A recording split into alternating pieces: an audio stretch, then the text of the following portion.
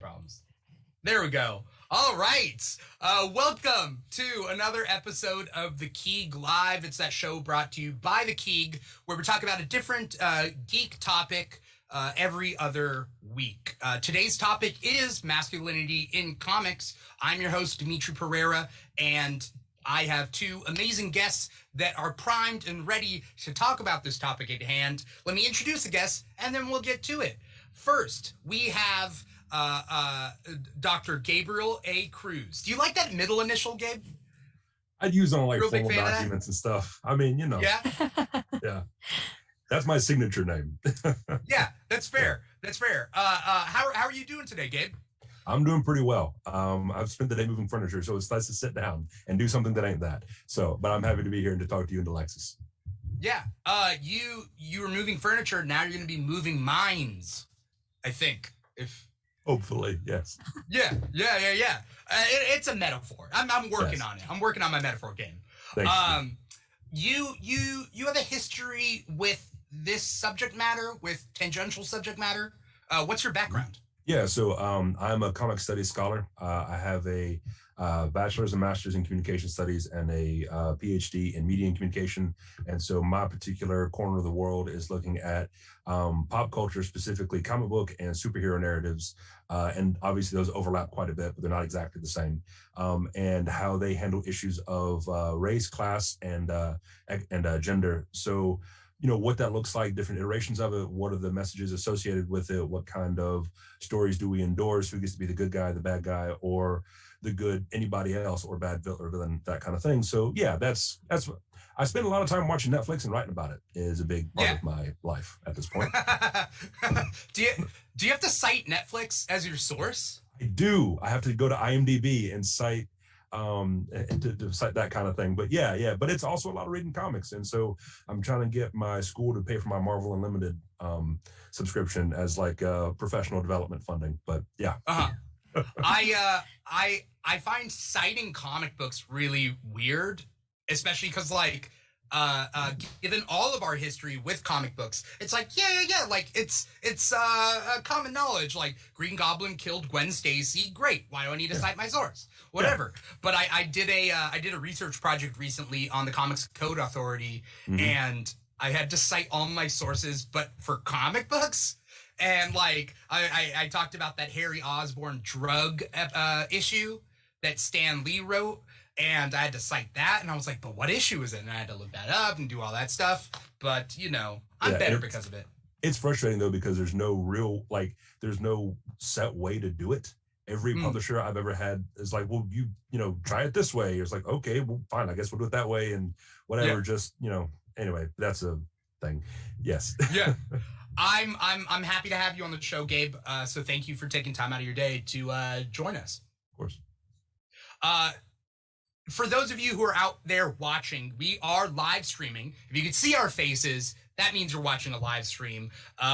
We are live streaming to YouTube. We are live streaming to Facebook. We're live streaming to Twitch. And our number one streaming platform is volume.com. So if you're on volume.com/The Keeg Show, you can see the chat. You can chat with us, bring up questions, topics, that sort of thing, and we will be able to see it there. But if you're listening to us and you can't see our faces, that means you're listening to the podcast, and you are listening to that wherever you get your podcasts. So we're on like 5 different podcasting platforms: Apple Podcasts, Spotify, Google Play, SoundCloud, iHeartRadio. So I think that's it. But you can digest us any which way, and wherever you are, it's all valid. As long as you give us a thumbs up or a follow or a subscribe or whatever. Nothing that costs money, but just let us know you're out there. If you are not seeing our faces, then you're wondering, why is Dimitri saying us? Because I have a second guest. And we have the wonderful Alexis Blake. Alexis, how are you doing today? I'm well. How are you?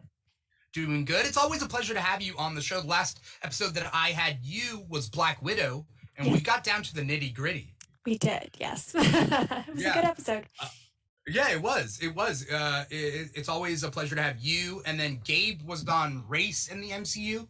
I believe that was Gabe's last episode. You bring me here to discuss uncomfortable subject matter, Dimitri. That's what it is. That's what it is. Which is fine. Yeah, and like Alexis is a hard hitter because I mean one could say we just talk about Black Widow and from a just strictly superficial Marvel fan perspective, but no, we got down to the nitty gritty. We did. I don't really think it's right to talk about Black Widow without talking about, the way the character has been both utilized and underutilized and all of the things that means. So Right. Um, Luckily for everybody for today's episode, it's going to be a shallow, superficial dive. very, No, I'm just yeah. into just like cool guys. It's just a bunch of cool guys that we're talking Yeah. Mm-hmm. about. No, we're looking at the intersection. Well, it's all going to be very intersectional, but what I mean is masculinity and how that pertains to the medium of comic books, right? And sure, that can mean a lot of different things, especially masculinity in a very insular way on how men are represented in comic books, but also the effects of masculinity on other things, other systems. There's a lot that we could talk about. This is going to be a 2-hour episode, but of course, this could be a whole series. We're going to dip our toes in and see how much that we get covered. Gabe, what's your history with like academically with masculinity in comics? So, for my dissertation, and for folks that aren't familiar, a dissertation is basically a small book that you write to get a PhD. I looked at a variety of things, including the sort of gender representations of 5 different characters, and that was Captain America, Jean Grey, Luke Cage, Mystique, and Miles Morales. And so I looked at how their gender was expressed over a variety of different issues over the years, that kind of thing. And then since then, I've done work on looking at different characters. One of my favorite projects I did is from Negan from The Walking Dead, as a sort of representation of the alt-right masculinity, that kind of thing, as well as currently working on a project right now with some friends of mine that we are trying to get published on how the Punisher represents a certain kind of disposable masculinity, and that sort of thing. And I just did I just had a book chapter published in a book called Afrofuturism and Beyond in Black Panther, I think is the title of it. But the chapter is on how Killmonger is represented as someone with a hybrid identity, which includes a masculine identity as well, and what that looks like for people who exist on the in-between space between 2 cultures and that kind of thing. So yeah, it's a component of a lot of the stuff that I do. Okay. Luckily, we're going to use all that. So we will we'll definitely touch on all of that. Alexis, I love your content, and your content touches on so many different things. Do you have any introductory thoughts on this subject matter before we even dive in? I will say the bulk of my education background, right, is in psychology and criminal justice and criminology. And I focused on research. So my main area of research interest was looking at how we perceive race and gender and class and how that affects our reactions to different events. So, for example, how we as a society react to a white woman experiencing assault versus a Black woman experiencing assault versus a white man experiencing assault, and so on. And one of the things that is so important to that conversation is media, because in so many ways, media, at its best influences and at its worst defines the way that we as a society perceive those things. And I think when we talk about masculinity and comics, it's so interesting to me, especially now, and I'm sure Dr. Cruz can speak more on this, but because for so long, the target audience of comics was predominantly white men. And so really the way that comics portrayed masculinity directly affected its primary viewership in a way that I think we still see when we look at things like, fan culture and the way toxicity has manifested there. You bring up a good point about the target demographic, at least when comics were starting off. And I mean, even up till this day, I think that media in general influences culture, culture influences the media, right? There's this like, and then that affects history, and history affects that, and so there's this weird like give and take, tug of war type of situation with all this. We can start off almost chronologically, but with the specific character. Superman kicks off comic books as far as we know it. Before that, it's pulp comics. There's horror comics, of course. There's different adventure type things, noir. But Superman kicks off what we consider comic books. And Superman comes around in 1938 during the Great Depression. He's fighting landlords, slumlords, beating corrupt up people coal mining before bosses. yeah. And this is before we even get into World War II, where I mean, we'll get to that. But did you, Dr. Cruz, did you have thoughts about Superman as like the archetype of superheroes? I got thoughts that y'all can call me Gabe or Gabriel. Dr. Cruz ain't necessary. Y'all ain't my students. But yeah. So in terms of Superman, he is this very interesting archetypal character because there were all kinds of spinoffs after him, and even he was largely influenced by the pulp comics that came before, characters like the Phantom, or I think of like Doc Savage, who didn't really have any powers, but he was this adventuring man with a very strong jaw and broad shoulders and that kind of stuff. And of course, Superman in his original iteration was not essentially a god that we have now, right? He was super strong. He couldn't even fly. He could jump real far, and he had ice breath and that kind of thing. But what's interesting about him is in that sort of construction of masculinity, and bearing in mind that he was created by two Jewish Americans, was that he was very much an advocate for the vulnerable. In his original iteration, he was not born to, or he was not found by the Kents. He was in an orphanage. And he grew up in an orphanage, and they tell that story in like 3 panels. Like it's very like done and done. And then like an issue or two later, they retcon him into having been found by the Kents and what have you. But this idea of an orphan raised in a orphanage who was, among the most vulnerable of people, then becoming a savior of sorts, is really this sort of anyone can do it. Anyone can be the hero. But in particular, if you look this way, and obviously that they made him a man as opposed to a woman says something as well. Not just in terms of what they thought might have been marketable, but maybe their own aspirations or what their own thoughts on that kind of thing were. Because of course, Wonder Woman, the first mainstream female superhero, wouldn't come around for a couple years after that. But yeah, but he is very clearly sort of the imprint. I mean, how many variations of the strong man who does good and is near invincible, at least in that capacity, and that's a very shallow representation of Superman, but how many iterations of that have we seen, right? Yeah. The Sentry is almost like that, except that he's also got some real other problems, but those aside, right. The psychosis aside, he is sort of almost like a carbon copy in that way. Yeah. There are so many carbon copies of Superman because Superman is so old. He's been around for such a long time that, of course, I mean, DC itself has copied Superman for itself, not just Marvel, copying Superman and those archetypes. There's an interesting thing where Superman is based in American values, or like a lot of these heroes are, and they're tied to that. And what are those values change over time? Did you have any thoughts about that, Alexis?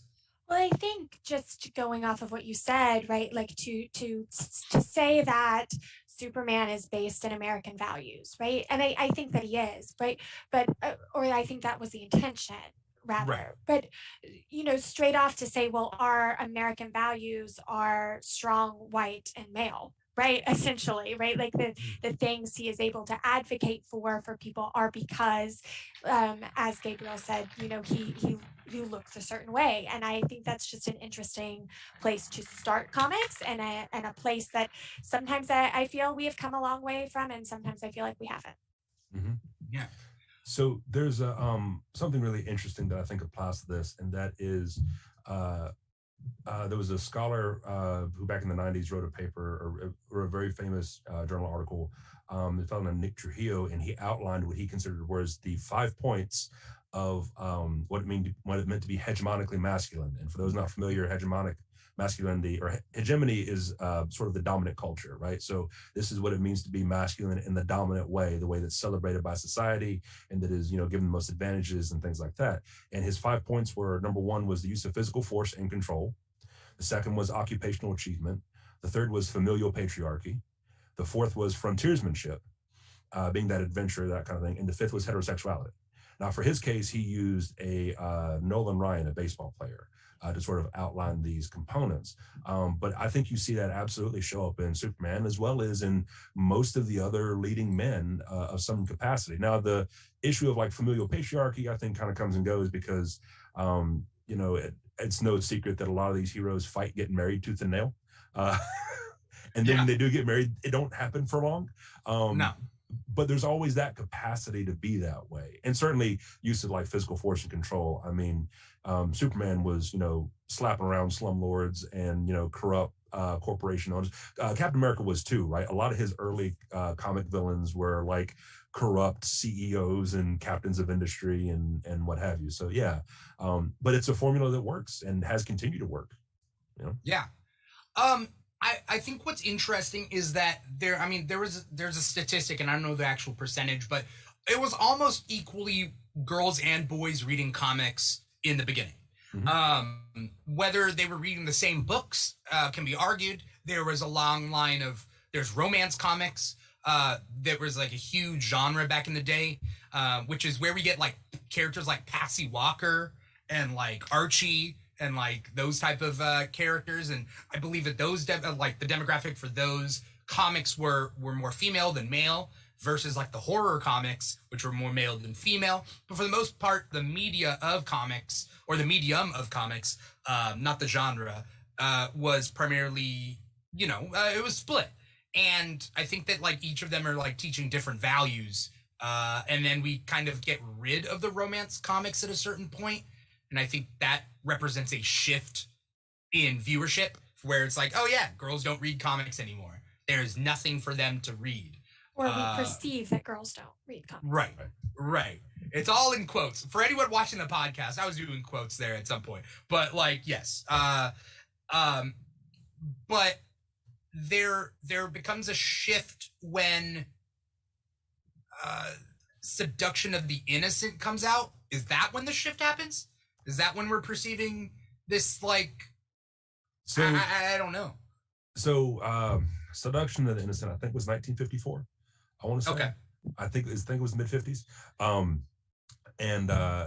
So up until that point, at their height of the 1940s into the early 50s, comics had there was I remember reading an estimate that there was about 100 million comics in circulation every year, right? For perspective, in 1945, the US had 139 million people, right? So someone was reading this stuff. Right. And as we know now, a lot of those people are women and have continued to be pretty consistently over time. With Seduction of the Innocent and the eventual development of the Comics Code Authority, right, which said that you had to do X, Y, and Z, and the bad guys can never win, certain acts of violence can never be depicted, that kind of thing, acts of romance can never be depicted, and all of those sort of morality things from a very rigid perspective. It simultaneously, I think, halved within the first couple of years the number of comic book publishers. Obviously, DC and Marvel sort of stayed the course, and they were managed to win out. But then a lot of industries went underground and started to create comics that were, you saw a boom in the horror genre. You saw like eerie and creepy magazines start to pop up, things like that. And I don't know what the numbers are, but I think the perception is that more men were reading those because it would be unladylike to do so. Now, obviously, that doesn't track with reality, but I think that's sort of where we get this perception that that's the case. And because characters like Wonder Woman were absolutely hamstrung by a variety of things, like what was the guy who created Wonder Woman? What was his name? James Marsters. James Marsters. Marston. Yeah. Yeah. Marston. Dr. Okay, yeah. Marston. Yeah. You know, like not James Marsden. Is that Spike from Angel and Buffy? Is Yes. that who I believe. Yes. Okay, so then not him. Not him. Marsters, Marston. There's always like one of those three in history. I think his name was like Bill or something. But yeah, Marsden. Willie. Okay. Yeah. So he at one point sort of dropped the ball with Wonder Woman, which is like he became overworked or whatever, and so he was writing like 3 or 4 different comics, and so that's why in one of them she joins the Justice Society and becomes the secretary who's not allowed on missions. And then combine that with when he dies and other people pick her up and they're trying to comply with the Comics Code Authority and all that kind of stuff, and so you really see the promising start of female characters get nerfed in a big bad way. And so I think the intuitive response is, oh well, combine the fact that the underground comics, which are not very proper for women to read, are picking up, and combined with the fact that there's just not anything in it for women, as though that were any kind of factual truth, then intuitively women must not be into comics. And that perception then shapes, who are we trying to sell to? Who is still reading this stuff? And that leads to, well, we need more manly men, right? Because that's what boys want, and all that kind of wildness. Yeah. Right.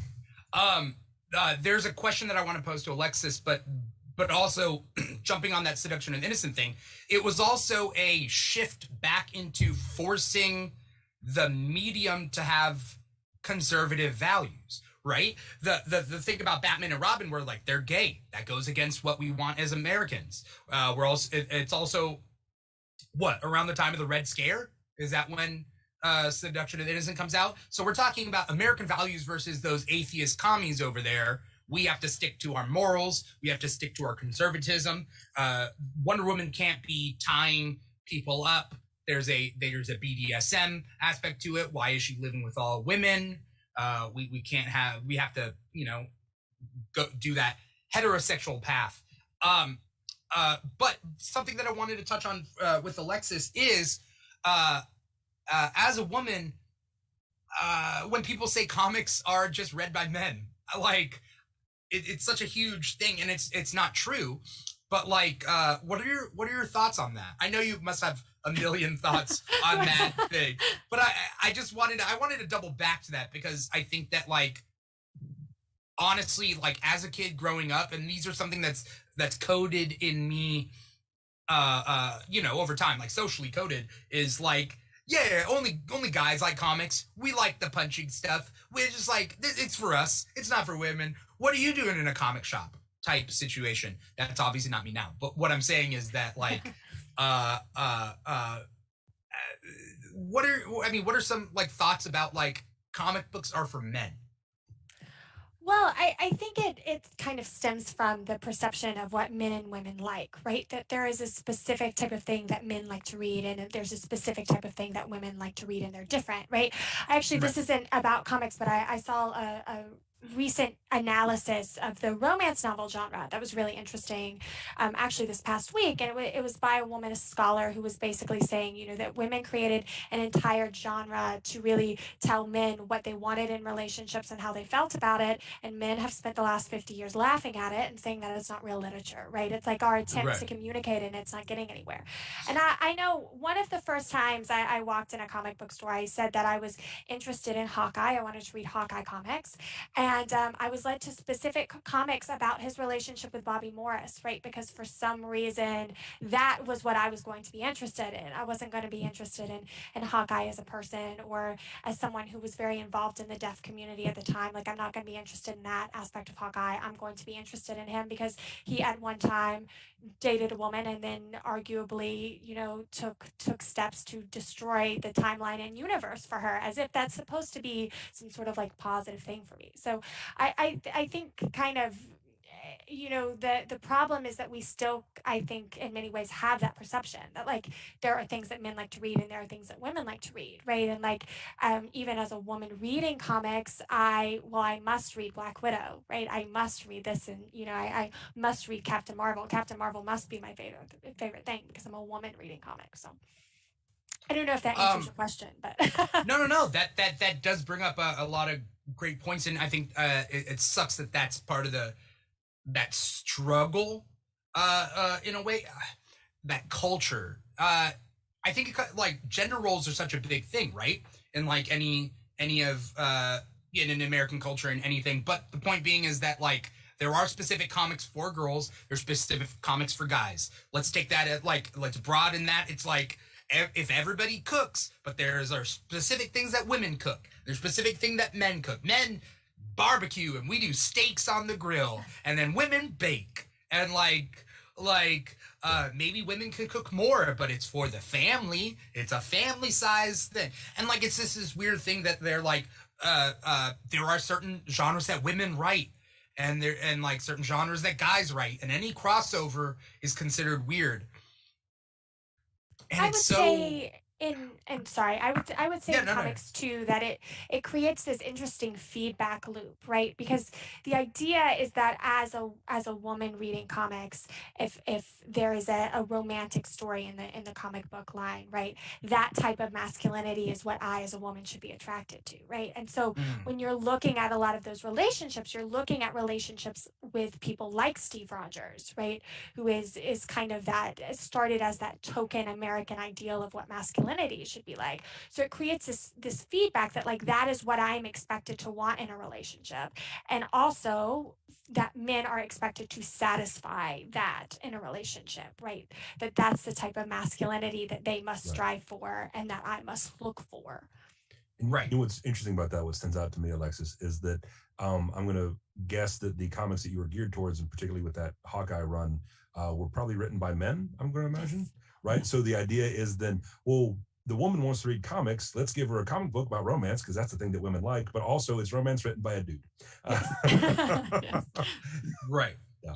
I think what men want is like the underlying factor of like all of this, whether they're writing female characters, male characters, or writing romance. It's like if the writers are men, it's for men. It's the male gaze, right? Mm-hmm. So when they draw, when I draw, I mean, I do draw, but like, that's not what I'm talking about. But, people compare like, well, the women are big and busty and they have like no waist whatsoever. And, but like the guys are buff too. So like, we're all, but like whose purpose does that serve? And in the case of that one, was it who drew that one iconic picture of Captain America where he's big and busty? Liefeld. Yeah. But it's not busty. It's like a huge chest because he's manly. He's super strong. And like Liefeld's women's backs are always like curved and like in a way that like does not make any sense. But the goal is to push the ass out and the boobs forward, right? Like, it's so weird. Something I wanted to touch on is the value of strength for male characters. Like actually like the power of strength is such something that literally every male like comic book character has. So this is kind of something that's interesting.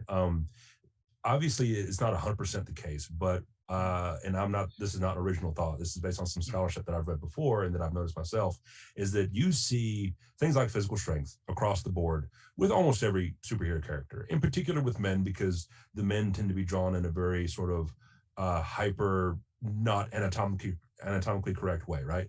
But even then, there's a double down on the physicality for men of color. So for example, you look at the powers that a lot of white male characters have, and they include super strength, but they also include other stuff as well. Things like, I don't know, Superman's heat vision, or in the case of like Xavier, he doesn't have super strength, but he has psychic powers, or Magneto for that matter, right? Who has magnetic abilities in addition to a 12-pack. I aspire to look that good when I'm that old. But then you look at characters like T'Challa, like Black Panther or Luke Cage, where almost every aspect of their powers is rooted in physicality. Or characters like I'm thinking of another one who comes to mind. Miles Morales comes to mind. That's why even variations of that, like Static Shock, were such a big deal when they came out, because they were like, oh, you don't have to have a super buff dude be. You can be black and a superhero without being a variation of the buck stereotype, which is hyper physical, hyper violent, and in many cases hypersexual. Or shoot, that reminds me of there was a comic from one of the original Hero for Hire runs where Luke Cage saves a woman from being sexually assaulted. She goes on a date with a lawyer. The lawyer is actually adapted into the Netflix series. He is the lawyer for who's Cottonmouth's sister? What's her name?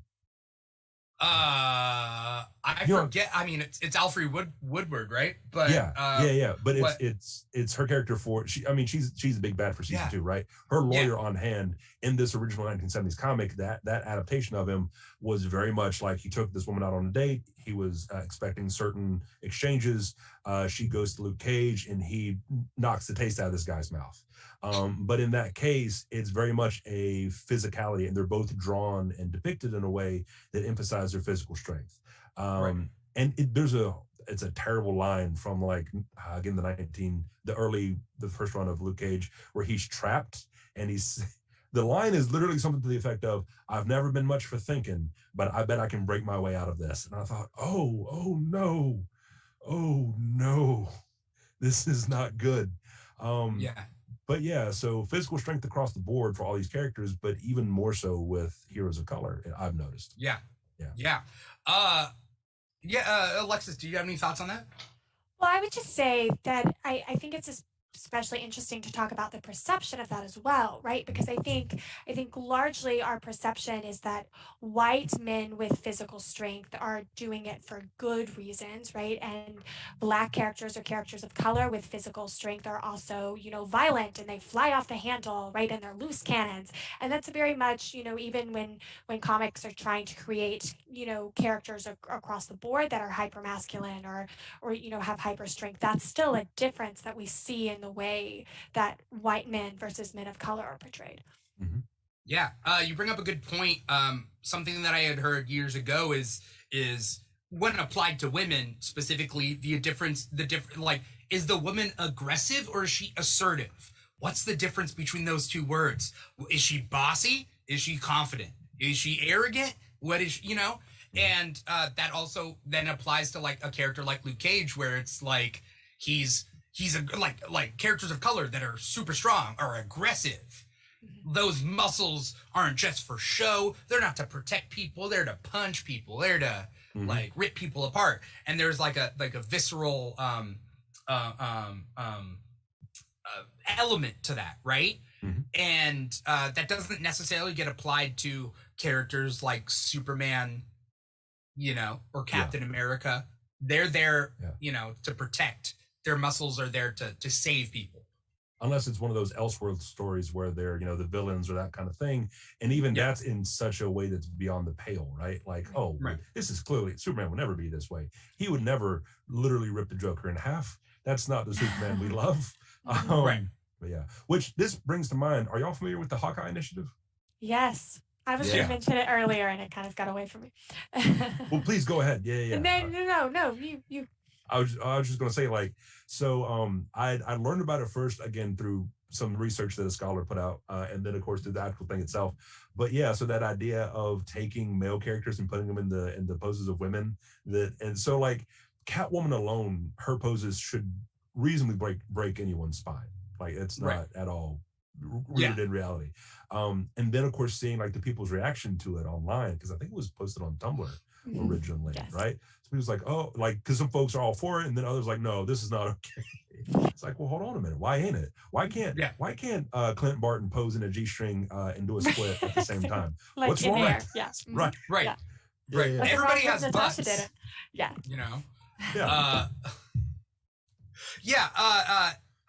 And that was like for different artists, right? Did a different artist, or did one artist do that with like male characters doing female poses? I think it was one of those things that then got accepted by the internet at large. So I'm sure now you can find. That brings up. It brings up somebody who took Arkham it was like Arkham City or something video game, the Batman video game, but they switched the skins of Batman and Catwoman. So it was Batman walking like Catwoman, Catwoman walking like Batman. And it makes you wonder, like, why is Catwoman walking a tightrope, but on flat ground? Like, why is this? And then you take Batman and you put him in there, and he's doing that, you know, kind of sashaying sort of motion. And it's like, yes, we are. And it's not just Catwoman. I mean, if you take any female character in Batman, Poison Ivy most likely like walks that way. If she's walking, Harley Quinn, like those female characters. Batgirl, not so much, but maybe it's for a different reason. I'm not quite sure.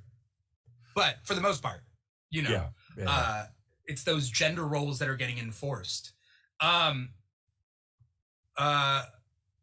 forget where I was going with that. But you know what's interesting about that is when you think about how these characters in their physicality evoke sexuality. With men are sort of, at least I'm just sort of spitballing here, but like the way that, again, Superman walks or Batman walks or anybody, except for the Flash because he don't walk, but you know what I'm saying?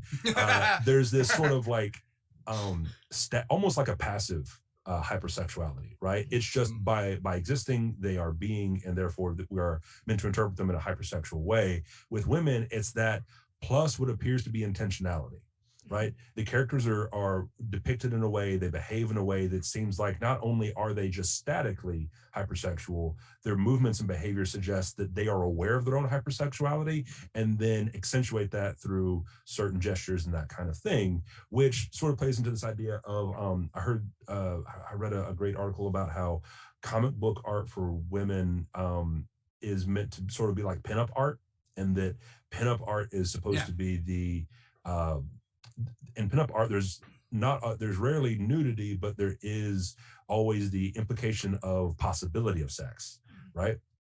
And what's interesting about that is you can apply that to the men as well, but it doesn't have the same effect because their movements, their gestures, their expressions aren't necessarily meant to add on to that foundational hypersexuality in the way that women are represented, if that makes any sense. It's funny that you bring up pinup stuff. Alexis, have you seen the Marvel swimsuit issues or whatever that they used to have? Do you know what I'm talking about? I do. It was primarily women until I think the final year they did it. I think it's why they stopped, where they did an all men swimsuit one with like Punisher in a skull Speedo, and it was like, and it may have made viewers think things they didn't want to think about, even though like, is it awakening anything in you? Do you have any thoughts about those Marvel I would say, issues? just kind of going back to what Gabe said too, I think especially up until recent years in comics, right, we portray women's movement in this way that implies intentionality for men, right? That like it's not that I'm moving intentionally to elicit a sexual response from everyone. It's specifically men. But to go to the what you were saying about the swimsuit issues, I think one of the most interesting things I've seen in the last year is actually this depiction of characters like Captain America and Bucky as pinup art. That has become really popular, and the idea that they're completing these activities that are typically assumed of women, right? Like, Steve is cleaning the house or Bucky is, in the kitchen. And I just think that's similarly to the Hawkeye initiative was kind of a pushback on things like the original Marvel swimsuit issues. Yeah. I want to, because we're bringing up sexuality, I want to bring up an idea, because we're talking about masculinity in comics, masculinity as it relates to relationships in comics and how these characters deal with relationships. Like, I think that back in the day, decades and decades ago at least, I mean, it was a lot of comic book covers. Superman, for instance, it would be like, Superman's got to get married to this like rock lady. Oh no, I'm not ready to get tied down. Sweat drop, like whatever. Not marriage. Oh no, I'm a swinging bachelor, but I My also don't kryptonite, do anything. Yeah.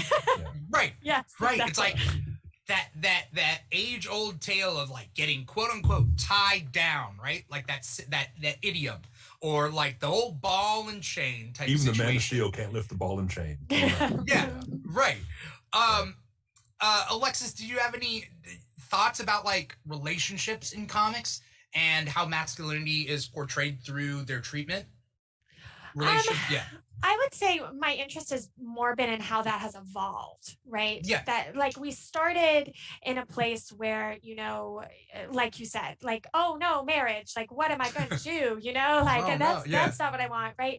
And then it seemed to progress to this almost like these almost like toxic relationships, right? Like he loves her so much, he'll kill people for her. He loves her so much, he'll destroy a timeline, right, to get back to her, right, which is also not a positive depiction of relationships. Because it's the woman's fault there, right? Yes. And I think the other thing that's interesting, kind of going back to what we were talking about earlier, is that a lot of times the male characters with their significant other, like Green Arrow and Black Canary come to mind, right, are put in the position to save them from some sort of male violence, right? And so not only are they responsible for having rescued them, right, the male character is put in this position of having to be responsible to always make sure that their paramour is safe, right? But then you put the female character in this position where their only growth as a character has to do with the fact that violence was committed upon them by men, right? Which is also problematic. So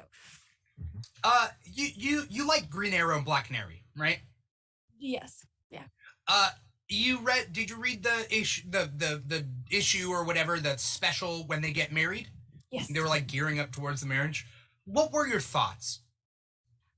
I mean, I don't really remember how I felt at the time. I think it was generally like, right. Yeah. Okay. And this is something that I say on like all my shows. I love shipping. Like we could talk about how like relationship or romance comics are like meant for girls or whatever, but I've always had this affinity towards like the relationships in the comics, and I'm always like, I want these two to get together. I want that. Like maybe that comes from like my dad grew up with Archie comics, so he has a lot of old Archie comics, so I used to read those as a kid. Maybe I'm reading this whole like Betty Veronica Archie love triangle thing being like, I don't know. Anyway, point being is I'm a real big fan of Green Arrow and Black Canary, but I know that like and relationships in general in comics, but I know that like depending on the writer, each writer has their own weird take on like what a relationship means and how that portrays like how each character is portraying that. Because like maybe it was Kevin Smith that was writing that like Green Arrow and Black Canary were in a relationship but not committed, or maybe they were, and then Green Arrow like cheats on her at least once, and that like, well, boys will be boys, he has to like learn not to cheat before he gets married and she will accept him, and it's this weird thing for two characters that I like really like. Anyway, I just think I about would this say that happens kind of, you know, goes back to a perception issue, right? That like when you say, you know, Betty and Veronica and Archie, that's still very much a love triangle that was written for you. That wasn't written for me, right? Yeah. That's Archie trying to choose between two women, because of course all of these women are gonna fall at the feet of a man. And I think one of the kind of parallels to me in the Marvel comics that's really interesting about that is looking at how Matt Fraction portrayed Hawkeye's exes versus how Natasha's exes have always been portrayed, right? Which is where Natasha is put in this position that like she must not be sexually moral because she's had all of these exes, right? And Hawkeye is much more put in this position where like, well, it's fine because all of his exes are best friends and they play poker together. So what was the problem, right? And he is kind of lauded for his romantic history in a way that she isn't, which I think, to go back to your, you know, the topic of the conversation, I think still puts men in kind of this precarious position. I really need Gabe. I was going to say, I really need to read this Matt Fraction run because I keep hearing about it. Fantastic. And the most exposure I've had to Hawkeye outside of the MCU has been his character in Old Man Logan, which I read the entire series of. And like that version is very much not a good dude. No. It's impressive that he drives a ATV blind. That's very impressive. But also a subplot is, you know, him trying to avoid his ex-wives and then being caught for being a deadbeat dad. So I really need to see this much better version of Hawkeye. Yeah.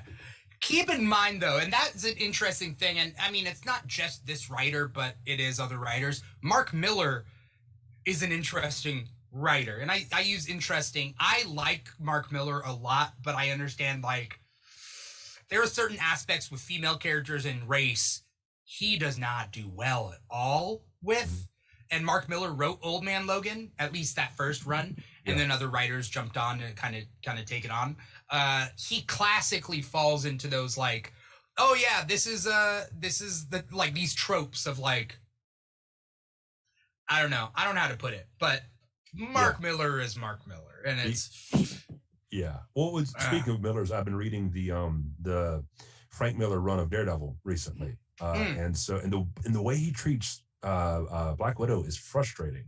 It's what happens? Well, so I'm reading one of the collected volumes, and I forget which one it is off the top of my head, but like it's one where there's the on again, off again between Daredevil and Natasha, and then there's another woman that he falls back in love with who rejected him, that kind of stuff. But the way that, like, Natasha, the way he writes her out of this in this arc is that, like, she's too emotionally unstable. Like, she sees Daredevil rescues his ex. They're not dating at this point, but he rescues her. And then Natasha sees this and she's like, clearly there's no room for me in his life. It's like, well, what? What? hold on a second. Are you telling me this character who's got a mythos already about being a super competent spy can't talk things through or have an emotionally healthy reaction to any of, like, what? So well, and in those same books, right, we also get a Natasha that's like, oh, look, he has fallen into my web, right? So it's just very like, sometimes it was genuine, but it must not have been genuine all the time. Yeah. No, it's weird, and it's fun. His representation of Daredevil was really interesting and compelling, but the way he writes women characters is not. It ain't it. But yeah. I want to take that, and I want to take Frank Miller, because Frank Miller he essentially rebooted Batman in 88, 87 with Dark Knight Returns, and turned Batman into this lone, brooding, dark solo character, and that roughly, I mean, that's a future tale, but Crisis on Infinite Earths happens, and they reboot Batman, and Frank Miller jumps back on for Batman Year One. Again, dark, violent, brooding, solo character. He's not even a womanizer. He has no time for women as Batman. Only the mission. Only the mission. Right. The question then becomes, does Batman even have sex? Is that, like... Because back in the 80s and 70s, Neil Adams and Denny O'Neil's Batman, like, he was globetrotting. He was with Talia al Ghul. We see these relationships, right? And I like that interpretation that Batman can fall in love, that Batman had a relationship, because that also gets rebooted later to Talia taking Batman's genes after. Essentially assaulting him, right? Drugging and creating Damien in a test tube. And it becomes this weird retcon where it's like the original story, I believe in Son of the Demon, I think, is that they fall in love and they have a night together or multiple nights together. I'm not quite sure. And she gets pregnant through that. And so there's this weird shift of Batman, and this is going into the 90s, where the 90s characters are like hyper masculine, and hyper masculine characters have no time for love. Love is not masculine. It's this weird thing. You guys have any thoughts about Batman's hyper masculinity? Yeah, I think so. I think part of this is how human do they want Batman to be? Because that's part of the constraint, right? That's part of the conceit, is that he is not human, but he keeps pace with gods. Well, how can he do that if he's busy with the women's work of love or some foolishness like that, right? So I think that's a part of it, is like, we see this also in the different versions of the character when he's adapted to the screen, whether or not he has a love interest, things like that. Or in they made reference to him in Batwoman, with like a throwaway line about, Bruce and his, his cocaine and his women in South America. And it's like, what is this Bruce getting up to? This Bruce, Right. Right. Right. So, but then you have that sort of grimdark version where he doesn't have emotional attachments. He barely has, it seems, emotional attachments with his Robins or with Alfred beyond like a sort of Jiminy Cricket figure on his shoulder that tells him, Mr. Wayne, you can't do that. Yeah. And so I wonder like how much of that has to do with an aspirational version of masculinity that is both exceedingly brooding and dark and tormented, but also beyond almost every other aspect of humanity, versus one that's like, more well-rounded and almost emotionally healthy and, has relationships and things like that, which men, of course, in that very stereotypical way are like, well, that's weakness or whatever, the neckbeard version of Batman, if you will. Right. There is definitely a neckbeard version of Batman, which I'll admit is not my cup of tea. The Batman that I like has different values, the values of family and making sure that people are better off than he was and protecting them. And the Bat family is my most, and this is a hot take, I don't think Batman's as interesting as when he is with the Bat family. Like solo Batman, I can take him or leave him. But Bat family, especially because the Bat family is getting more and more diverse over time, whether it's sexual orientation, whether it's gender, whether it's race, it's getting more diverse over time, and that is kind of what I'm there for. Alexis, did you have any thoughts about Batman?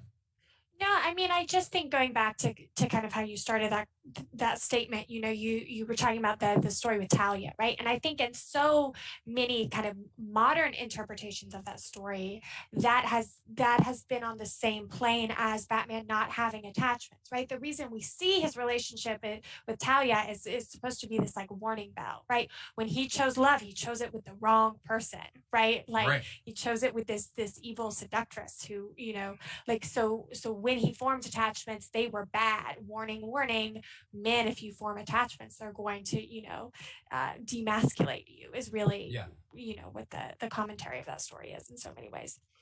Right. Also, a woman's only purpose is to trick you into starting a family. Right? The nights we had a fire, I felt very rich indeed. Yes. Dark Knight Rises? Yeah. Oh yeah. Talk about. I always forget that Talia is in that. Is in that. So that.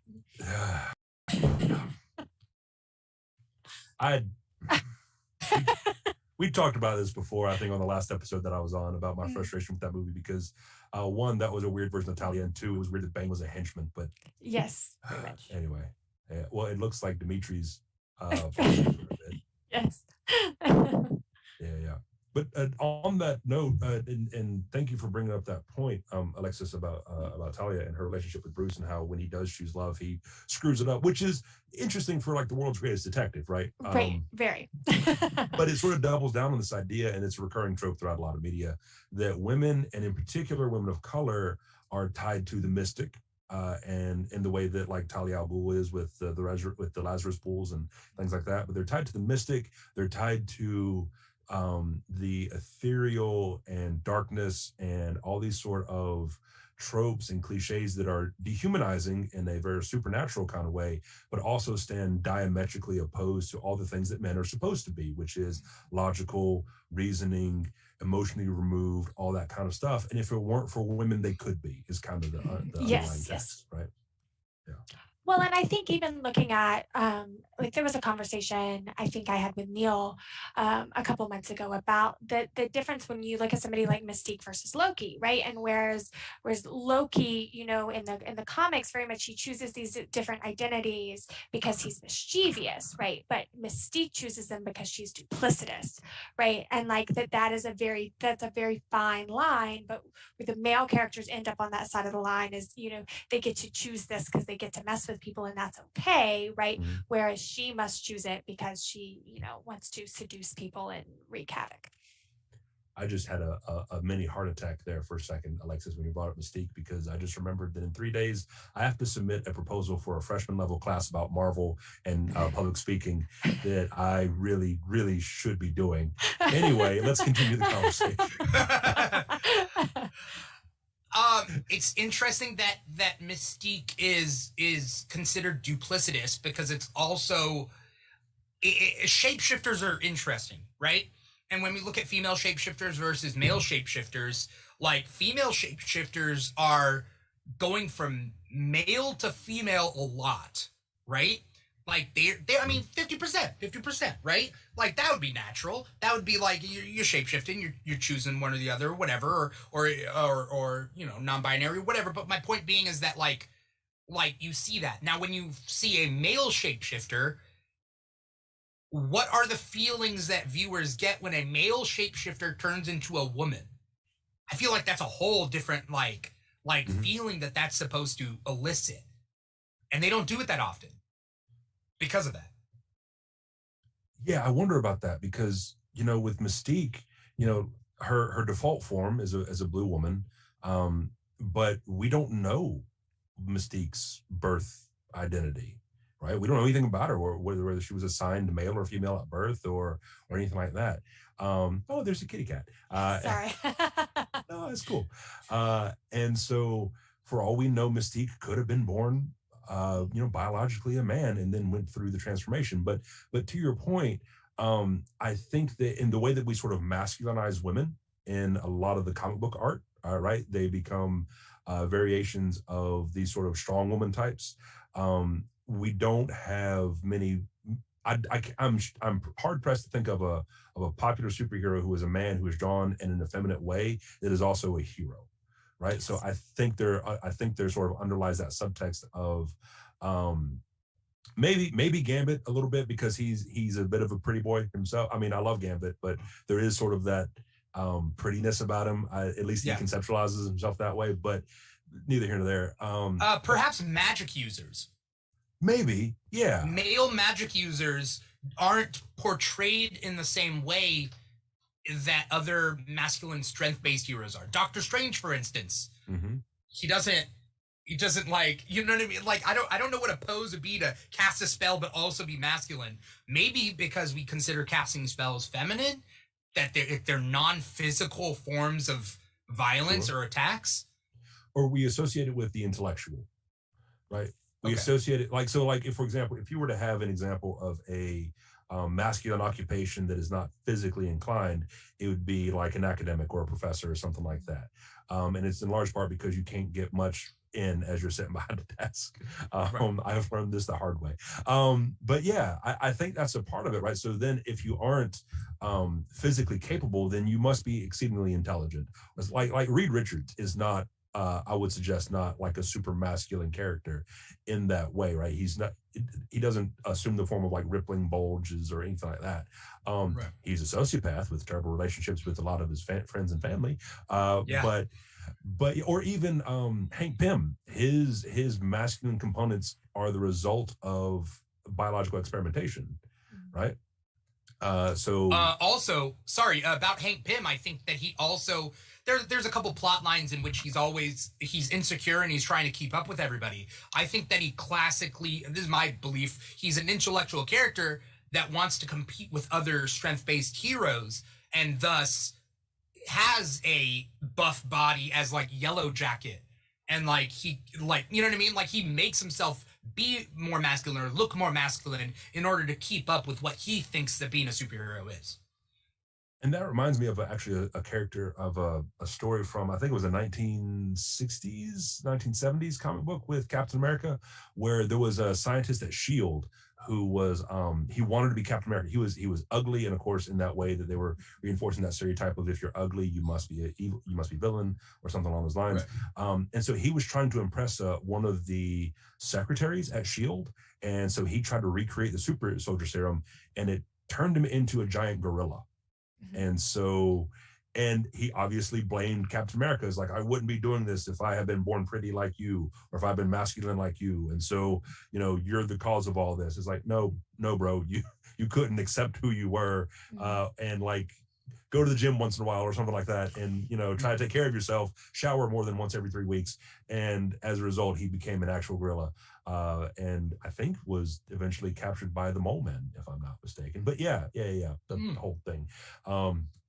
But if you are slight of frame, if you are not a Hulk of some sort, then you're a nerd, for lack of a better right term. And then also, why don't you try harder? You could be like me, but you don't try hard enough. Go to the gym. Why don't you like, it's like self-help, but in a weird, I don't know. It's so weird. Alexis, do you have any thoughts on that? Why are you laughing? I'm laughing also at the cat in the background. He's Tommy, wait, is it what? Tommy? This is Tommy after Tommy Merlin, and he apparently very much wanted to be a part of this conversation. I don't know what's happening now. Acting like Batman in the background, stooping on a gargoyle. Sorry, what were you saying? Honestly, I don't remember what your question was.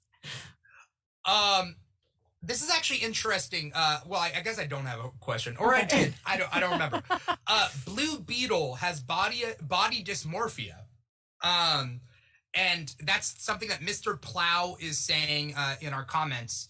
Mr. Plow is Paul Lau of the Keeg, bringing up Blue Beetle's body dysmorphia. Blue Beetle starts off as this, character that is fit and doing acrobatics and that sort of thing, and he's super smart. And then later, he gains a lot of weight and he can't fit into his suit, and he's on the Justice League International, but he has this thing where he's trying to keep up with other heroes. And then he's constantly being paired with Booster Gold. And Booster Gold is always physically fit, classic blonde-haired, blue eyes, con artist type character, not intelligent. And Blue Beetle has to kind of keep up with that. I think that's interesting. I'm not sure if there's a question involved with that. But do either of you guys have any thoughts about body dysmorphia in comics? That's a huge subject. Yeah, I wonder about this with like the shapeshifters, going back to what we were talking about before, and the trying to find a default form or form that fits you best, right? And I wonder how much it would be different because the ones that come to mind for me are so you have Mystique, obviously. You have who's the guy who was in the Flash TV show? In the Elongated Man. That character, yeah. Right, and he's not a shapeshifter proper, but he does manipulate his body in the same way like Mr. Fantastic does. I wonder how it would change or be different for these characters for characters like Mr. Fantastic or Elongated Man, if they weren't already archetypally acceptable in terms of aesthetic and appearance and things like that. Like, what does this look like for someone who perhaps has a disability? What does this look like for someone who, in their default form, is a person of color or a non-binary individual? Does this become a complicating factor? Because then there's the whole question of, well, what is your true state? And as much as there is a true state, right? As though any of us have a true state, like we haven't been changing our entire lives. Right. So yeah, I wonder about that as well. What kind of the implications are for these shapeshifters? But yeah. Right. Are either of you familiar with Young Justice, the cartoon? Yes. A little bit. Alexis, Miss Martian on Hello, Young Justice? Megan. Yeah. She is a white Martian pretending to be a green Martian who then shapeshifts from her green Martian form to whatever she needs to be until she's comfortable with showing that she is a white Martian. And does that play a part with female shapeshifters in general, or like what's that base form? Well, I think with Young Justice, right, the penultimate episode where we as an audience learn about the fact that she's also, or explicitly learn rather, that she's hiding this form as a white Martian, blah, blah, blah. That whole story is told within the guise of her relationship, right? It's not a story that's brought to us because she is personally dealing with like wanting to be a different person. Is he going to accept her in this relationship because of who she is, right? But I think it all kind of stems around the idea, kind of going back to what Gabe was saying, shape-shifting is kind of centers around this idea that there's a good shape, right? Especially in comics, right? That you're striving for whatever that good shape is. And I think even when you think about characters like Steve, who is of course not a shapeshifter, right? He could not have, even though, you know, he could be a good tiny, you know, gangly disabled person, that wasn't good enough for him to be a superhero, right? There had to be something else that he was given so that he could transform into this form of what we consider to be good, in the same way that like a white Martian is bad and a green Martian is, you know, good. Yeah, we had that pop up again in the What If episode as well, right? Because he wasn't good, he wasn't cleared for combat in his sort of gangly, you know, 4F form. He had to have the enhancements from the Hydra Stomper suit and all that kind of stuff. So and he is a much more effeminate, visually effeminate character in that episode, right? Because he just, it's very clear from the visual dynamics between him and Carter that she is sort of in the more masculine role and he is in the more effeminate role, and that is somehow not okay. That has to be modified. And like, especially in that particular episode, that there was no other way for him to be good or helpful, right? That like the idea was that as a male character, the only way he could be good and helpful was to find some way to fight, rather than to, you know, run intelligence or help in some other way, you know, help in the way that Peggy did in the first Avenger. That apparently wasn't good enough for Steve Rogers. Let's keep talking a little bit more about Captain Carter, and I'll be right back. Sure. Okay. So, you know, Alexis, to your point, what's really frustrating about that is that, you know, one of the things that makes Steve so great a hero isn't his physical ability, it's that he's a good leader, right? So why wasn't it okay for him to be behind a desk, working intelligence, maybe acting as a spotter or something like that? I mean, or, yeah, like that was really frustrating. Yes. Yeah. Just kind of invalidated that whole aspect of him, and at the same time detracted from the spotlight of, you know, of Peggy Carter just, you know, cracking Nazi skulls for a good amount of time. Really kind of undermined her story in a lot of ways, I think.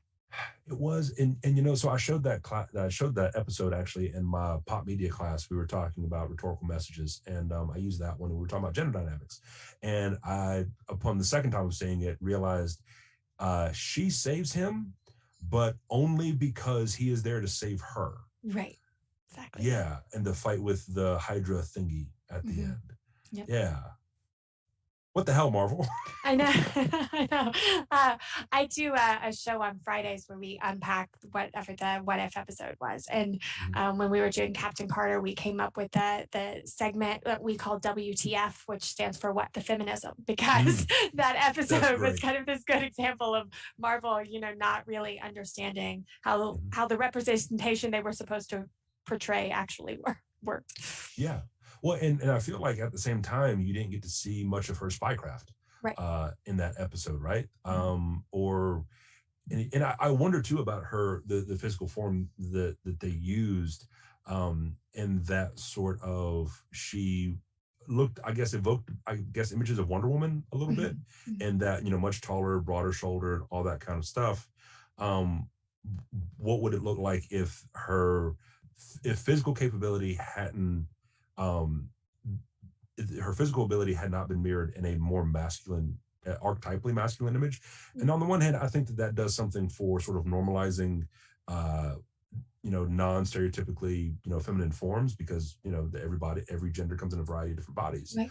On the other hand, like, you know, soldiers, you know, women that serve in the military don't look like that as well. So, right. You teach martial arts, you know that strength doesn't have to look that way. Well, and I think the other kind of frustrating thing in that episode was, like, you know, she kind of makes a joke about, like, she would never be involved in the USO show in the same way that Steve was, right? And it's almost plays as, well, she is strong now, so surely she couldn't want to do that, right? So, like, those women must be weaker because they are more feminine. In that they're, you know, they're dancing and they're involved in the USO show, which was an interesting, like, twist to put in that episode. Yeah, that's a good point. And of course, you know, her being in that capacity, her expressing that post transformation.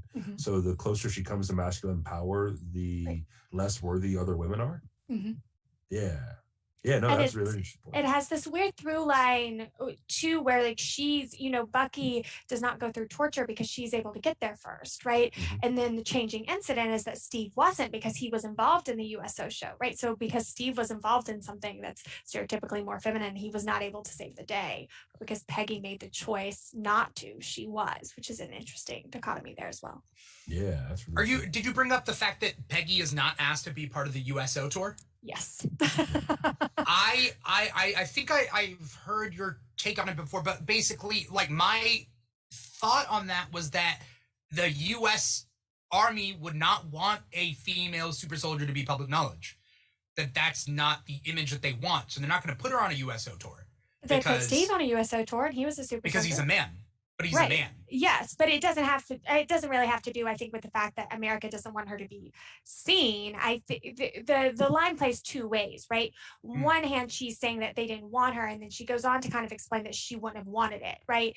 And the thing there is that, like, it plays more to me that they would not have wanted to include her because she was not typically feminine, and she would not have wanted to be a part of it because typical femininity or stereotypical femininity was beneath her.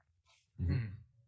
I think that's, to add to that point, when both Captain Carter and Captain America, when they become who they are, their physical form is not outside of the possibility of the human physique, right? So when Cap goes on as the USO, it's like, oh, well, here's a really buff guy, right? I don't know that they were advertising that this is the height of scientific advancement in murdering, for lack of a better term. So they might have done the same thing with Carter, but again, as Alexis pointed out, she doesn't look typically feminine, right?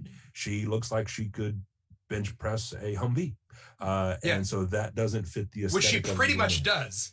Yeah, I think at one point she does. I mean, she does that thing in it. Yeah. So she doesn't fit that archetypal version of femininity at the time as well. And then, like you say, she doubles down on it. But yeah. I want to bring up toxic masculinity and specific characters that might be more of toxic masculine characters. Alexis, do any characters come to mind when we think of toxically masculine characters? And it's hard to say because, like, obviously, like, writers will write certain characters with certain nuances that other writers won't pick up on, and they won't continue that ball. But characters that are toxically masculine, the ones that come to mind are 90s edgelord type characters, characters with big guns and bigger pouches, right? But are there any big characters that stand out to you as, like, just examples of, like?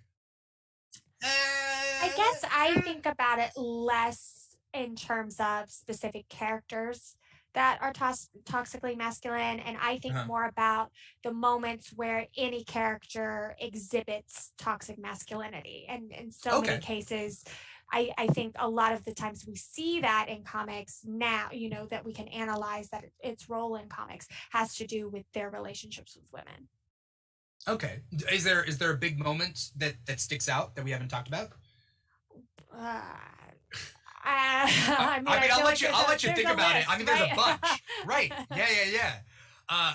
Maybe one that grinds your gears specifically, because what I hate is when I love a character and then they do some batshit crazy off-character thing that I'm like, why? Why did that need to be in there? Why did that happen? Whose choice was this? Because in the end, we can say that it's a character's choice to do certain things, but come on, like, characters are written by people, and people have ideas, and it's really the writer that's pushing forward that character.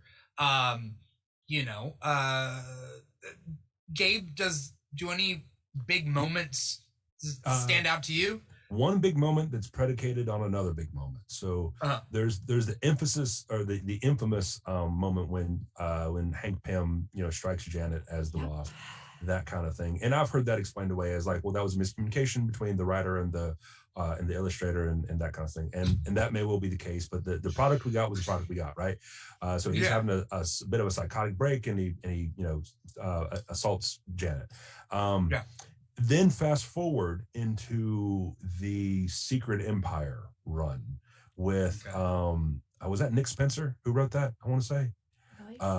Yeah. So when they are assembling the different cubes, the different pieces of the cosmic cube, right, to sort of like help undo everything and all that kind of stuff, and they go to where Hank Pym slash Ultron, because they've fused together at this point, where they're hiding one of the pieces or whatever, which is just a bizarre series of events. But Hank Pym slash Ultron, so I think we'll call him Pym for the sake of simplicity.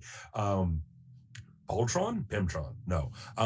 Where he's having them sit down and he's pretending to like cook a dinner or whatever, and Tony, and Tony Stark or his AI says, you know why, Hank, we just stopped having you around?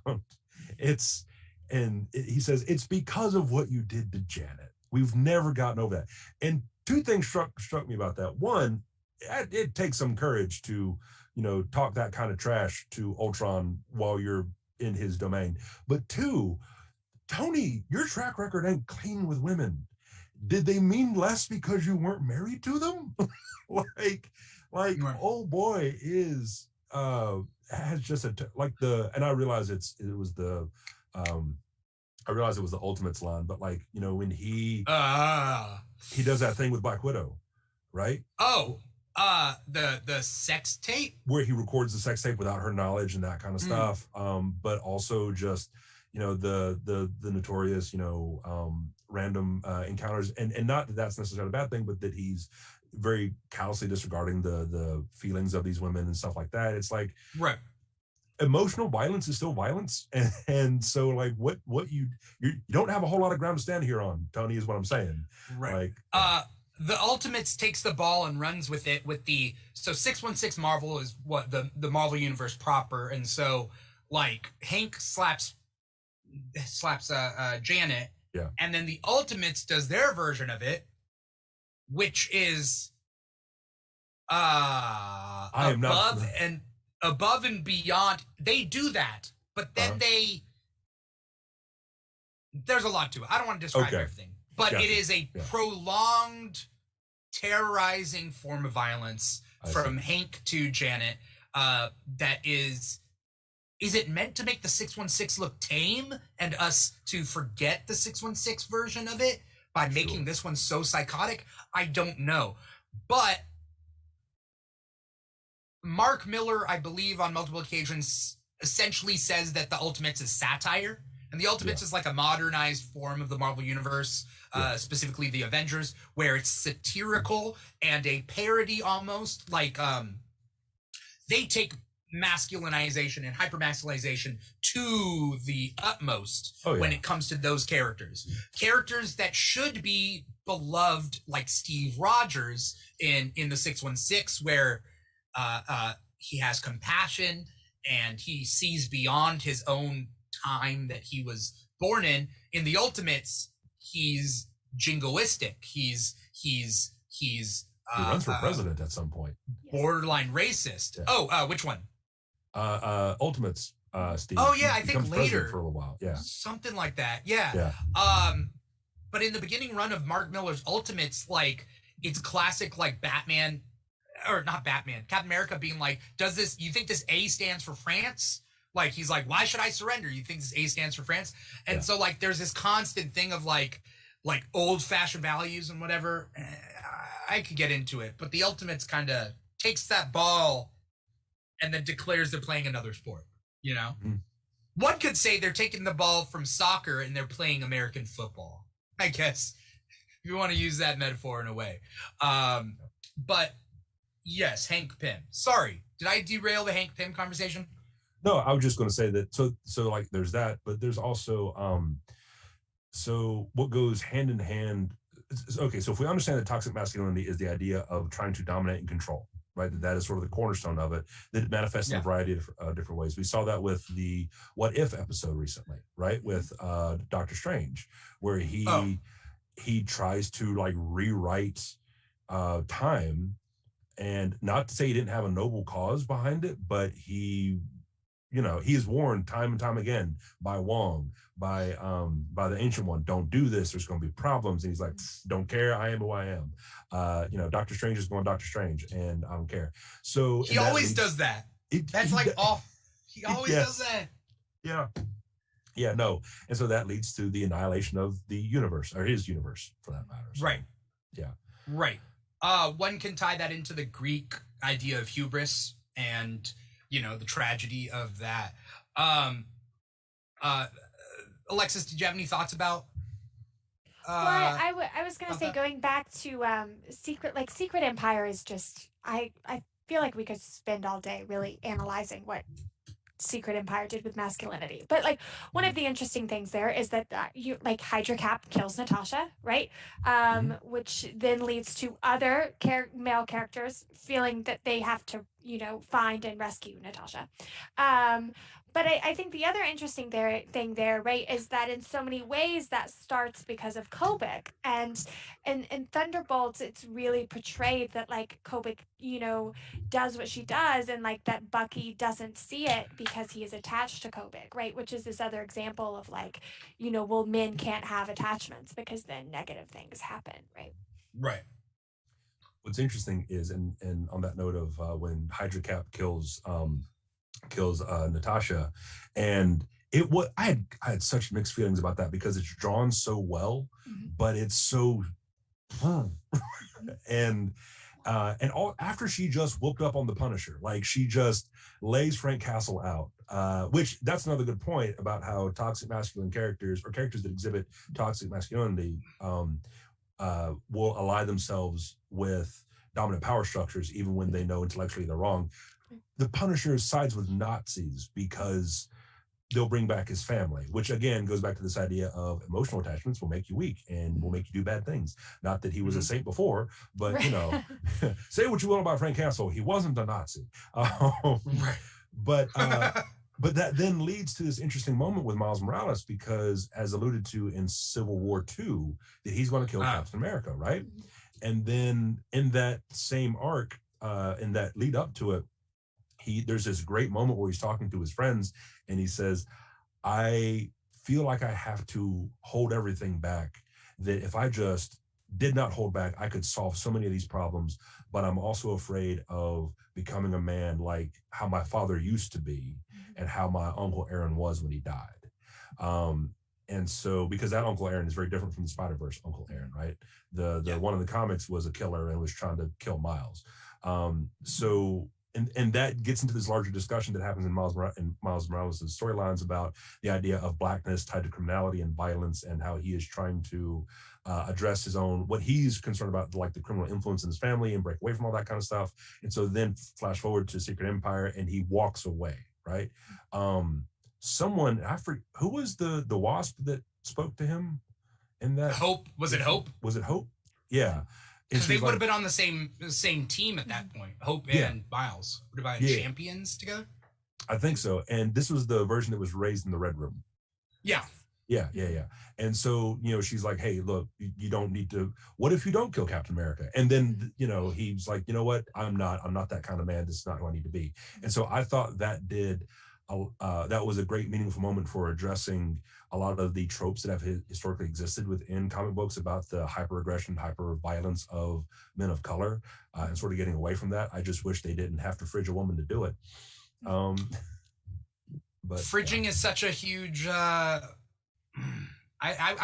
was I even talking about fridging with recently? Just like, I feel like lately I've just been talking about fridging. Just like, why? I forget who I was talking about. The Doctor Strange What If episode, I think, was a lot of people started I don't know, trying to understand their relationship with fridging after that episode. Right. Yeah. And it's always to the purpose of furthering a man's plot. And you don't see it on the flip side for female main characters necessarily losing their male love interest to further their plot. Maybe it happens sometimes. It's not to the extent Right, and the difference would be that when it happens, the male characters have usually already had fulfilled stories, right? Like that's really, I think, the piece that we sometimes forget with fridging is that it's not only that the female character is killed to further the male character story, it's that she was never able to realize any sort of story on her own, right? Like when you look at Christine, literally all we know about Christine in the What If episode is like for some reason she's put up with his bullshit and she's cute, right? Yeah. That's all that we get about her story. Yeah. Right. Which is kind of Pepper Potts too. It's just she's a prize to be won. We're meant to think that she's a strong, independent character, but really it all hinges on Tony. And in the end, they get together, and like Tony doesn't really change, in my opinion. That's my opinion about the MCU. Is Tony doesn't really change. I think there's a lot of consistency of Tony across time, and a lot of that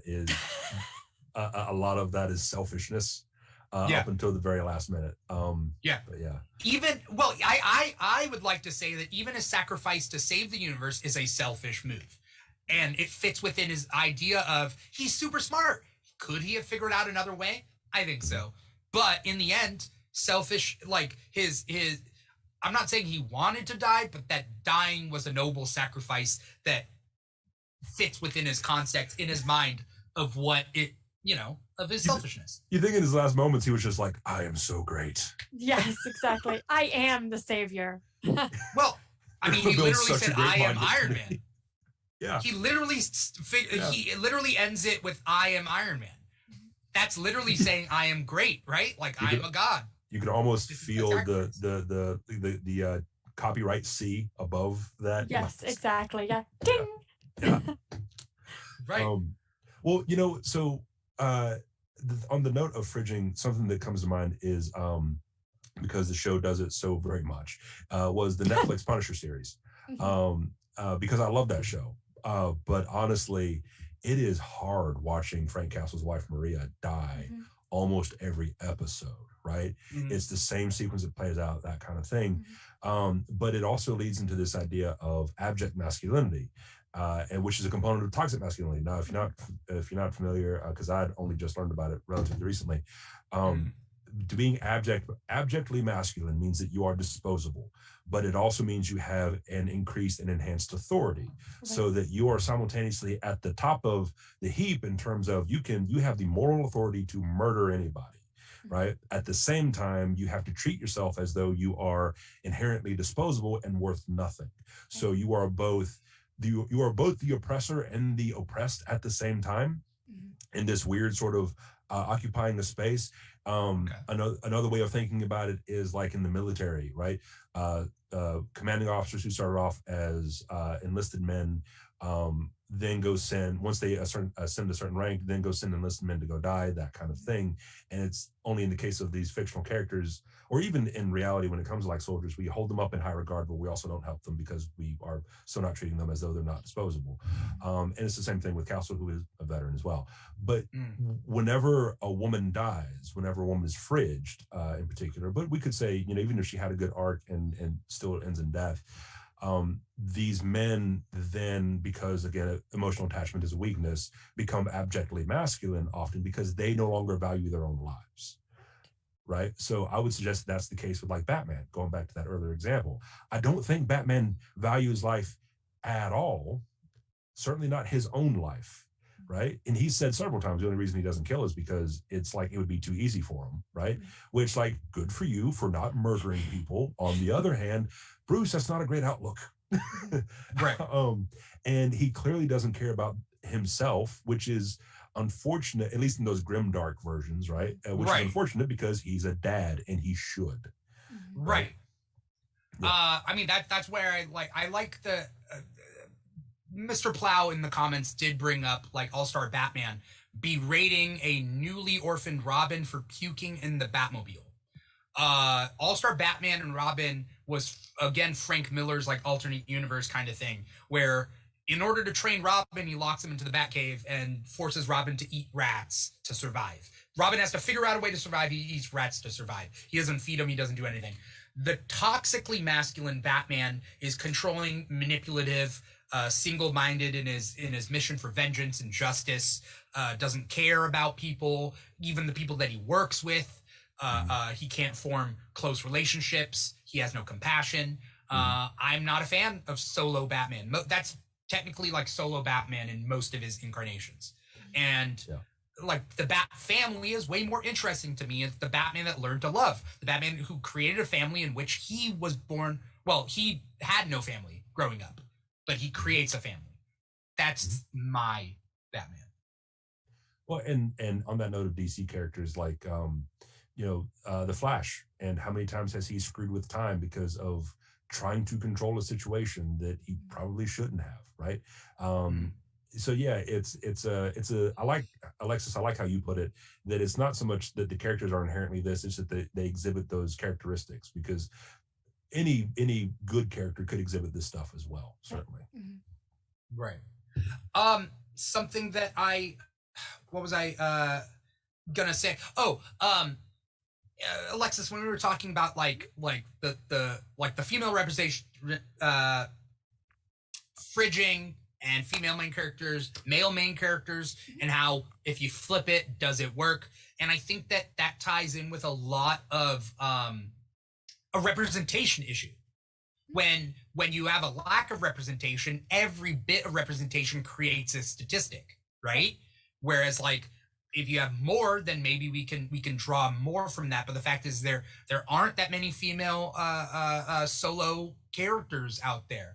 Maybe it's growing now, but like there wasn't in the history of comic books. Like we didn't have that representation. We didn't have representation along race. So then when we draw lines, like why are the black characters electric based? Like that question had popped up, and I have my own theory about it. And the theory runs in lack of representation of black characters in the beginning of comic book history, and thus we were only drawing from a small sample size.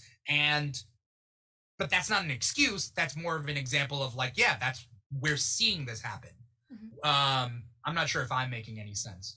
Well, I will say, I think one of the, we talk a lot, you and I have talked a lot about oversaturation, right? And really that's the issue, right? Yes, that word. And underrepresentation. But I think one of the things that's interesting when you mention female characters in that regard is that a thing that's really happening in Marvel now is that we're getting more female characters, but we're not getting more female stories, right? So in effect, the new Black Widow comic in so many ways is really just a reiteration of earlier stories that she has had in the comics. It's not a new story, right? It's also a story where the only way we can tell a Black Widow story is to deal with the idea of motherhood, because what kind of woman would she be if we didn't, right? But largely, we can't get any sort of like, Natasha's brain has been messed with, and who is she, and what is her relationship with Shield? That is literally has been the last 4 runs of Black Widow. There hasn't been another story, so. I will say with refrigeration, kind of specifically, one of the really interesting Black Widow stories is the Marjorie Liu story, where she is actually locked in the refrigerator and gets herself out of it, right? Fights her way out of the refrigerator. And one of the interesting commentaries I read on that book says, that she walks herself out of the refrigerator basically and walks into Bucky as Captain America and Logan and another male character. And that the reason that they were included in the last panel is because that meant they could be billed on the book, and they were the characters that were believed to be selling more comics at the time. So even though she's put in the refrigerator and has to fight her way out of it, she fights her way out of it to say goodbye to men in the last panel so that the book would sell. I think you draw an interesting distinction, Alexis. Female stories versus female characters. And I may have not thought about that until now. Which is great for my own personal growth. Come on, Dimitri.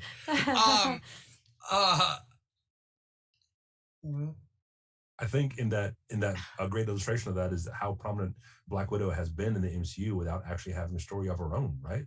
I mean, she's been sidecar to Iron Man, to Captain America, to the Hulk, right? She's always existed in reference to these men and to other figures, or Clint Barton for that matter, but not being able to have the opportunity to stand on her own until 15 years in, almost 20 years in, something like that, right? Which I'll admit I still haven't seen Black Widow yet, only because I'm waiting for it to come to general access on Disney Plus. But no, I mean that's an excellent distinction. Yeah. The question then is, and maybe this is aligning with what I think about like race and everything. You can have Black characters, but you can't tell a Black story unless the writer is Black, telling an actual Black story. So then, telling a female story versus a female character. Sure, a male writer can write female characters, but they're not going to be telling a female story, right? I mean, I think to varying degrees of success. I don't want to say that no male writer can write a good female story, because I actually really enjoy the Edmondson and Noto run on Black Widow, and that was predominantly a male created run, right? Matt Fraction's Hawkeye does some really interesting things with female characters. A lot of people attribute that to Kelly Sue DeConnick's influence, but he wrote the book regardless. But I do and Kelly Thompson's run is actually a female driven run that I'm very dissatisfied with.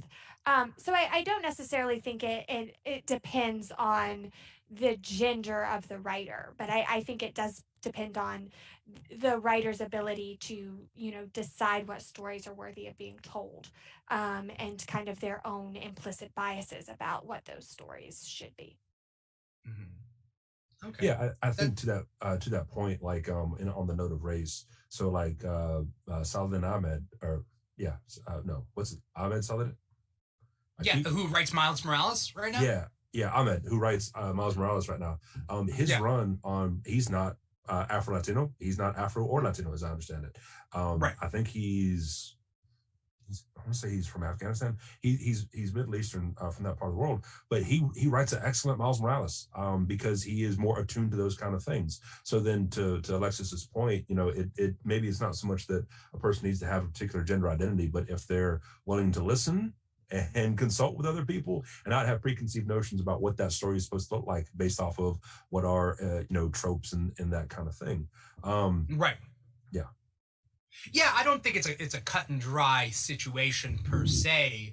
But it's definitely, the history of comics have been white male writers the whole way through. White male writers writing for white male viewers, right?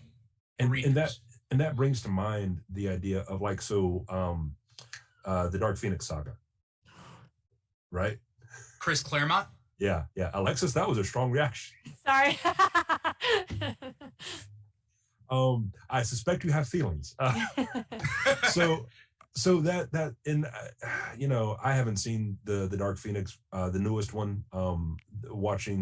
Having to watch X-Men 3 for several times for my dissertation was enough. And then that whole bit with like X-Men Apocalypse, and that for my dissertation, and that was enough. But in the comics, right, it is sort of an interesting story of sexual assault that causes that to happen, right? It's Jason Wingard as what's his Mastermind. name? Mastermind, right? And he, emotionally, and psychically, invades Jean Grey and messes with her, and then at one point, kisses her under the guise of another character that she doesn't know who it is, and that is a form of sexual assault and things like that. And then the response to that is that she becomes this hypersexual, the Dark Queen, and then becomes a character who consumes a planet and murders a bunch of aliens and entire species and all that kind of stuff. And it's very much like, and look, credit to Claremont where it's due. The man is so foundational, and his fingerprints are all over X-Men stuff, right?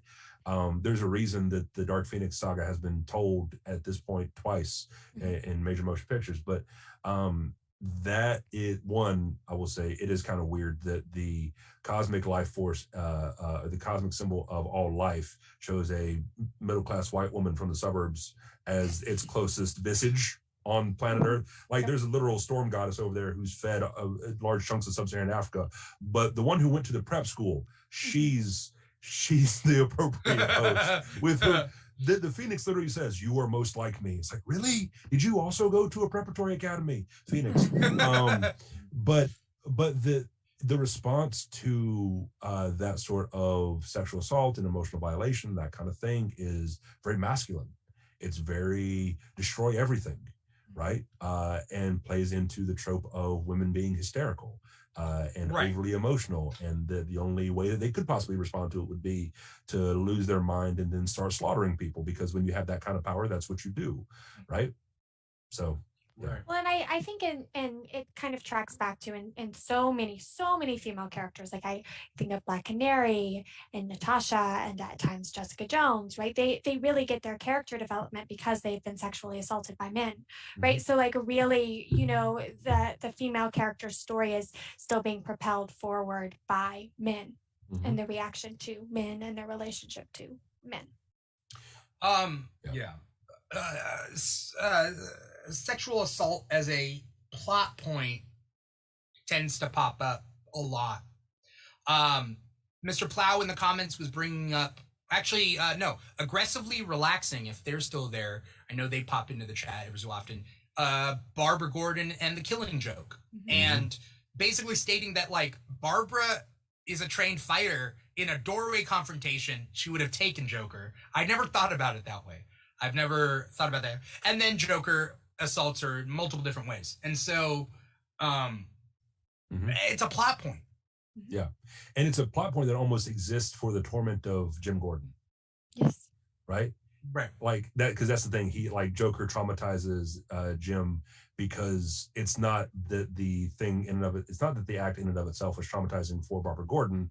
It's that the purpose of this is to traumatize her father. Right? Right. That's gross. Yeah, and we don't get the same story of until maybe later with the way that we see Bruce Wayne pulling himself out of pits. Like every other story arc in Batman is Bruce Wayne's beaten to a pulp and he has to work his way out of a pit. And like that's like Bruce Wayne's journey all the time. We don't see that with Oracle, or I mean, we see with Oracle later. Oracle specifically with Gail Simone and Birds of Prey, and like we see how badass Barbara Gordon is as a character. And Gail Simone has done amazing work. And Mr. Plow brought up that Gail Simone literally started the website with girls in fridges, girlfriends in fridges and stuff. But like, we don't see that with Barbara Gordon and Killing Joke. It's not about her. She's just a plot point. She's cast aside. I think it's going to be interesting to see how this plays out with the new Thor, right? With Jane Foster. Because that story arc I thought was really interesting in that one, the mechanic of the idea of Jane Foster having to go through chemotherapy and then what Mjolnir does to the body and it purges the chemo and all that kind of stuff. And so it wears down her time, but that's also not a story that involves some form of assault or violence. It's a race against the clock, and that's a very human thing, right? So I'm not saying that they should give Jane Foster cancer in Love and Thunder, but that it should be something in that vein of just like a human experience that doesn't have to do with what people are conceptualize as the worst thing that can happen to a person. But doesn't happen to men in any of these stories either. Or hardly ever in these stories. Hardly ever. Yeah. And we say hardly ever because we have a whole plethora and a whole history of male characters to draw from. So even if it happens 1-to-1, if it happens for every female character that goes through cancer and whatever, a male character goes through cancer, because of the sheer amount of male characters, it's just a way smaller percentage. Sure, that, I mean, just as a side note, when Walking Dead would kill their black characters, and they would roughly kill a black character to every white character. And an outsider, as looking in, can say and does say, but they kill them equally. Yes, but their representation on the show is not equal. So you end up rotating through these black characters every season, literally whole new black characters every season. But the white characters, there's like 20 of them. And if it's a 1-for-1 thing, it's not the same. There was one season where I remember watching it on TV and thinking they've gone through 3 black characters, and as soon as one dies, they introduce the next one, and then that one stays around for a few episodes and then dies. Right. It was like season 4 or something like that, or season 5, where they just kept going through black characters. Right. And the argument against our argument is that well, everybody dies in Walking Dead, and everybody's dying equally. And it's just not the same. So the same goes with female characters that go through these problems. You could say for every Barbara Gordon that deals with the Joker, we can find a male character that does that, but there's so many male characters out there that, like, it's not the same. You're literally using up the whole wealth of wonderful female characters that you have. In that way, it's not the same. It will, and my favorite example of that gets to, I forget what season it was, but it was one where they found the prison in Walking Dead. Right. And one of the characters who had been with them from the beginning, I think his name was, I think they called him T-Dog. T-Dog. Theodore. T-Dog. Yeah. And he gets like 5 lines across 3 seasons, right? Right. And then the episode where you start to learn about him and how he used to like drive a bus for old folks home or something like that, and how he used to help people. Literally that same episode, maybe within the same few moments of him delivering those lines, he gets killed. Right. And that's probably, I think, the best way to encapsulate the treatment of these characters in terms of masculine characters, because when you have that revelation of emotional vulnerability and dimension and depth, they then get killed. Right. And that's also playing into the horror trope of just mass women and people of color casualties. Like, there's also tying of sexuality into horror trope. That's a whole different thing, but it's all overlapping. As we do come to a close in this episode, I want to ask you about the current state of comics and how these characters are being realized nowadays. Something that I'm seeing a lot more, and I think that this makes a huge difference, is not the representation of female characters and to male characters per se, but the female creators to male creators, the female artists, Peach Momoko, for example, let's just say, or female writers to male writers, and our expansion of what masculinity is because of expanding the diversity of even, let's just say, male writers along race lines. We have Asian American writers, we have African American writers, we have female writers now, we have members of the LGBTQ plus community that are writing, that are allowing an expansion on what masculinity means. Marvel, for instance, is focusing a lot on Wiccan and, well, I don't even know if he goes by Wiccan anymore, Wiccan and Hulkling through the cosmic side of Marvel, and their marriage is being focused on in the cosmic side of Marvel. They are male characters who are very powerful, and they happen to be gay and married to each other. And it's expanding what we think of masculinity slowly but surely. Alexis, do you have any? I would love to hear your take on the current state of comics, where I think there are people that feel more positively about it than I do. I feel like I'm a little bit of a Debbie Downer in that regard, because I think I always think of progress in terms of how much more progress we have to make, right? And it has been disappointing to see that even though there's a wider range of creators that are trying to make a difference, that in several instances we're still getting the same stories. So I think we've made progress, right? But I don't want the progress that we've made to detract from the amount of progress that we need to make. Right. Sort of in that vein, I was thinking about comics I've read recently, and I can't think of one that was written by a woman writer, which is really unfortunate and sad as I say this out loud. But even just now, I was like looking up, one of my favorite comics is Jean Grey Nightmare Fuel. And it's the collected edition of the first volume of the Displaced from Time Jean Grey. And I thought, oh, surely, nope, that was written by dudes too. What I'm pleased to see, because as Alexis pointed out, there is always a lot further to go, if for no other reason than just because the broad reach of these comics and who gets to write the major characters and whatnot. But I am seeing some really interesting developments. So like I've been rereading Ta-Nehisi Coates' run on Black Panther, right? And there are some lines that stand out that I think would have been very difficult to conceptualize for a masculine character of even maybe 10 years ago, and that was like the note that T'Challa is the king, but he doesn't want to be. He sees it as an obligation and a duty, not a calling. And that speaks a lot, I think, to the role that men think they have in society.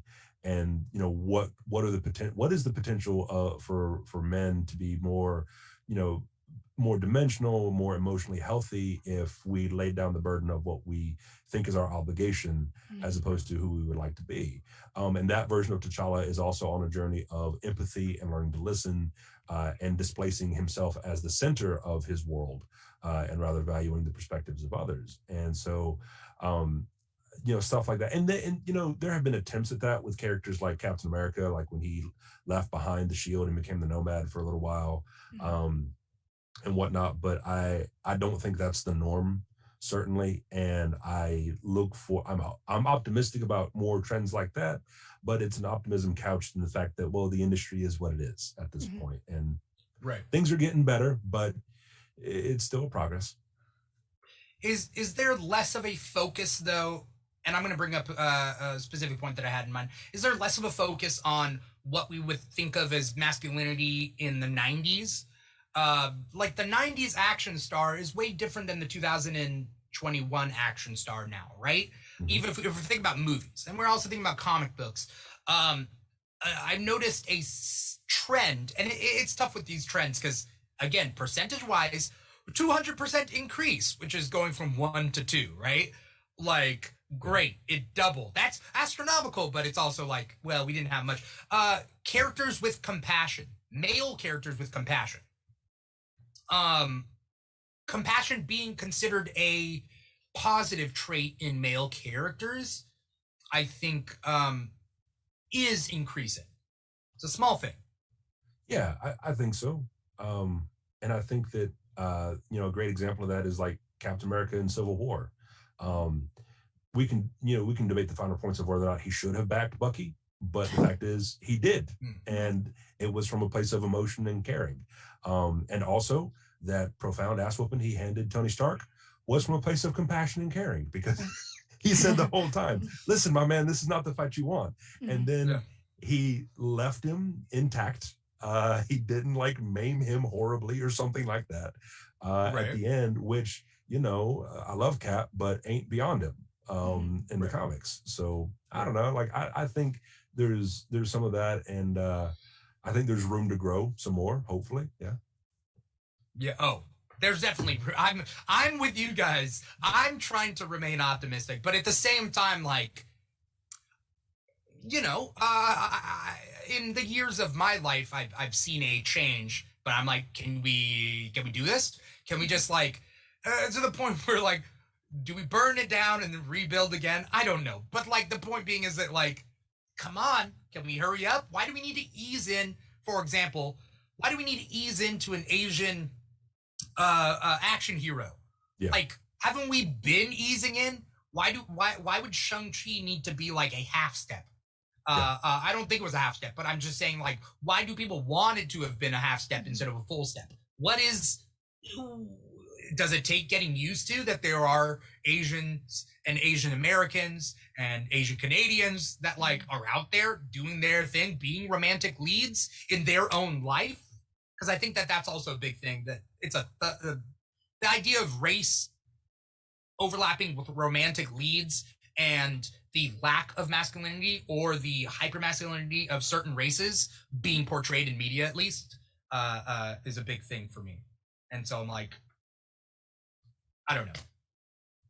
I just dumped a lot right now, but I think things are getting better, and I think that like we need to stop taking half steps. We're fine. We can take full steps forward. I was going to say, remember that time Jake Gyllenhaal played the Prince of Persia? Yeah. I do now. I mean, very similar vein of like Egyptian gods. What was that movie? Gods of Egypt? Yeah. Gods of Egypt? Where it's like, in Hollywood, the only thing separating an Egyptian from a white person is eyeliner. That's literally it. Like, just put eyeliner. There, It reminds me of a buddy of mine in grad school had a presentation he did for a class that was called Sweaty Bowl Cuts Do Not Make You a Roman. And in that same vein, I think that eyeliner does not make you an Egyptian. No. Great. No. Great. And not just an Egyptian god, right? Like, I feel like that's the level of arrogance to be like, I don't know, Listen, Tom Hanks playing Anansi, you know? Like, do we need that? Gerard Butler is in my personal pantheon, but I wouldn't cast him as an Egyptian god. Right. Yeah. Right. You're right when we were bringing up female writers writing comics right now. I think there are more than there used to be, but even then they're not doing the main titles, the bestseller stuff.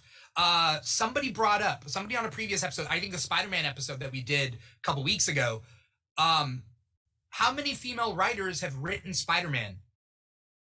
Well, I'd love to see a woman write like Captain America, right? I think that would be, you could get some particularly interesting stories, especially in regards to masculinity out of that. Right. How would y'all feel about Moon Knight having a female personality? See, I'm actually kind of surprised that we haven't gotten that yet. I think that would be something interesting to explore. I am too, because he had Cap in there, he had Logan and Spider-Man, right? So we've seen that the characters like aren't exactly static necessarily, right? So what about characters? What about, what if his multiple personality disorder takes on, or his schizophrenia takes on, female characters? I'm also a little scared at the idea, quite honestly. Yeah. It brings up, I think it also falls into the shape-shifting man who can shape-shift into a woman. I think that it falls into that same idea of, like, again, his personality is shape-shifting, right? So, like, in a way, so whether we still take on those same things that we get, where, of course, a female shapeshifter is going to shapeshift into a male. Of course, they're moving on up. Yeah, I was about to say, why wouldn't you?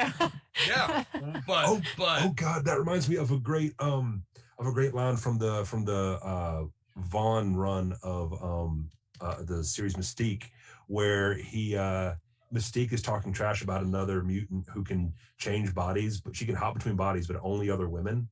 And Mystique says, "What's the point of having a power where you can change bodies if you can't look like the jerks who run it?" Yes. Yeah, exactly. Yeah. For the sake of time, not for the sake of subject matter, I mean, we could talk forever about all this. But I want to thank you guys so much, Gabe and Alexis, for coming onto the show. And we scratched the surface of this topic. And these are the type of things, they all overlap with each other, but the Keeg and their discussions, my discussions, our discussions, I want to be able to hit these, like, important topics that we have, and so more are to come. Sure, some weeks we talk about just our love of Spider-Man, and then other weeks we're talking about masculinity in comics, or race in the MCU, or minority representation and whatnot. And so it's really it's a grab bag as far as this show is concerned. But I want to thank you two for coming on to this and having these discussions that I know are helpful for me and helpful to the audience out there, wherever they are. I know there were a couple of people commenting, but I want to thank the audience out there for being a part of this, watching this, whether it's live streamed on many platforms or podcast. But as we wrap up and get ready to go, where can we find you guys? I want to know your social media out loud for the podcast so that they can hear it, because people in the live stream can see it. If I can get your social media, any plugs that you want to do, anything big coming up, I would love to hear it. Gabe, what do you got? Yeah, so I am on Instagram and Twitter at GACruz_PhD. And I'm on TikTok at Dr._C. I have a podcast called Office Hours with Dr. C. And we talk about like pop culture and stuff and what have you. We also get into some other things because I also study like white nationalism and propaganda and things like that. So that sort of dips in there a little bit too. So, but yeah, that's where I can be found. Awesome. Do you have anything big coming up other than your podcast, or is your podcast like? So I just had that book chapter come out in a book called about Black Panther and Afrofuturism. And my chapter is on how Wakanda operates as a colonial power and how that created the hybrid identity of Killmonger, that kind of stuff. I got another book chapter coming out, I think this month, this is being September when we're recording, on white nationalist propaganda on college campuses, because the Nazis have been busy for the last 5 years. And I've got a book chapter that's coming out next year, I believe, on X-Men, actually, where I talk about the X-Men. The book is on the X-Men animated series from the 1990s, and my chapter is on Mystique and how she occupies this weird space of being coded as a woman of color and sort of the tropes that factor into that, as well as her position as a exploited worker. So that is all that. By the way, from those books, I don't profit anything. So if you buy them, that's great. I don't get any money. If you don't buy them, that's great too. So yeah. Okay. All right. Alexis, what is your social media? What are your plugs? Where can we find you? What do you got coming up? I know that you're constantly busy with so many different things, and I want to hear about them all. I'm at Alexis Blake Reads Comics on TikTok and Instagram, and you can go to my bio there and find out my schedule of events and all of my other handles. But I do a weekly show on Friday recapping whatever What If episode aired that week with Liz, producer Liz from Stark Radio, and we discuss like representation and storytelling and the things that Marvel is doing with that. And then on Saturday nights, I host a rewatch on TikTok of Leverage, where we talk a lot about, representation in grifting and con and heist shows. So. Yeah. I love your show, your What If After show, because it's so crazy how we can all watch the same thing and have different thoughts and different reactions to it. And it used to be, I guess before I started these shows and whatever, just being like, yeah, everybody's thinking the same way I'm in. Like, this is obviously this and this is obviously that, and then whatever, I don't need to think about the rest. And then I watch your guys' show and I'm like, oh. Yeah, I think it's funny because typically Liz and I have thought that everybody must be on the same page that we are when we do this show. And then pretty much as soon as it airs, the inbox gets filled with like, oh, that was the way I was supposed to see it. So it's What If has been a particularly interesting show for that. I've recapped other shows that I feel like people were more on the same page about, but I feel like What If has kind of been has made people think maybe more than they thought they would. Yeah. Well, I love tuning in on that. So, keep up the good work. Sorry, I just saw a comment, but anyway, thank you to you two for coming on the show and having these talks with me. This show wouldn't, it would just be me talking, and I don't want that. So thank you for bringing your own input and life experiences and educational background and knowledge to this show to talk about like something that is kind of a heavy hitting topic. I appreciate having both of you on this show. Thank you. Thanks for having me. Awesome. Thank you to the audience out there. You know where to catch us: YouTube, Facebook, Twitch, volume.com/The Keeg Show. We also have a podcast on wherever you get your podcast. Pretty much, you could throw a dart at a board and you'll probably hit where we do our podcast. As well as if you follow us on Instagram and TikTok at The Keeg Show, that's where we upload videos and keep everybody informed on what the schedule is on shows. We have multiple shows a week, so definitely stay tuned on what our schedule is. We have Instagram live chats and so on and so forth. So we definitely stay busy here at the Keeg. But thank you once again to the audience out there. Thank you to Gabe. Thank you to Alexis for coming on the show. Once again, I'm your host, Dimitri Pereira. This has been the Keeg Live, talking about masculinity in comics. Take care, everybody. Peace out.